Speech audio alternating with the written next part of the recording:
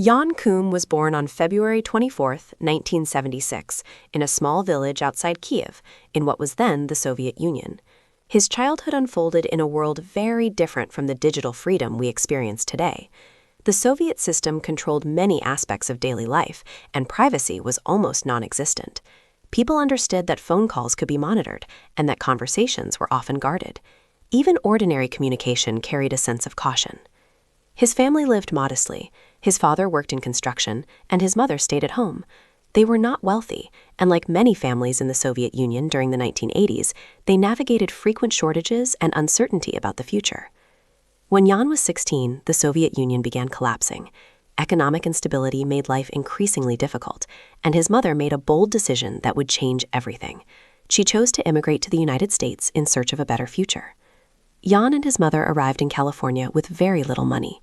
They settled in Mountain View, living in a small apartment and relying on government assistance. His mother worked as a babysitter, while Jan took small jobs to help support them. Life was not glamorous or easy. It was simply about surviving and adjusting to a new country. But this difficult period placed Jan in the middle of something extraordinary. Mountain View was located in Silicon Valley, the center of a rapidly growing technology industry. And that environment would change his life. Part 2. Discovering technology. As a teenager trying to adapt to a new culture and language, Jan spent much of his time alone. During those years, he discovered computers. What began as curiosity quickly turned into fascination. He started teaching himself computer networking by reading manuals and studying how the internet worked. Unlike many parts of his life, computers were logical and predictable. When he learned something new, he could immediately apply it. While attending San Jose State University, Jan worked at Ernst & Young as a security tester, examining computer systems for vulnerabilities. It was there that he met Brian Acton, a fellow engineer who would later become his business partner.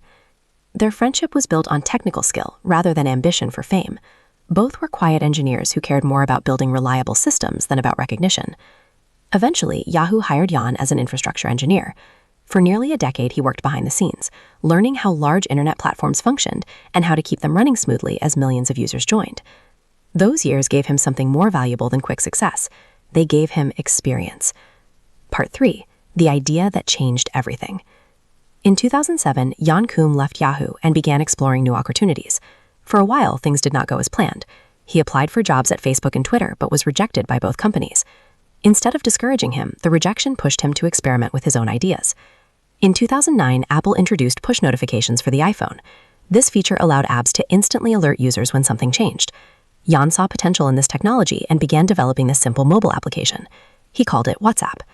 At first, the app allowed users to update their status so friends could see what they were doing. However, something unexpected happened. People started using the status feature to send messages to each other. Jan realized that users wanted a faster and cheaper way to communicate. He redesigned the app to focus entirely on messaging. WhatsApp was deliberately simple. There were no advertisements, no flashy features, and no complicated interface. It simply allowed people to send messages quickly and reliably. That simplicity became its greatest strength. Within a few years, millions of people around the world were using the app, especially in countries where text messaging was expensive. WhatsApp had become one of the fastest-growing communication platforms in history. Part 4. A billion-dollar outcome. By 2014, WhatsApp had hundreds of millions of users. Its rapid growth caught the attention of Facebook, which wanted to acquire the company. Facebook offered to buy WhatsApp for approximately $19 billion, one of the largest technology acquisitions ever made at the time. For Jan Koum, the moment carried a deeper meaning than financial success.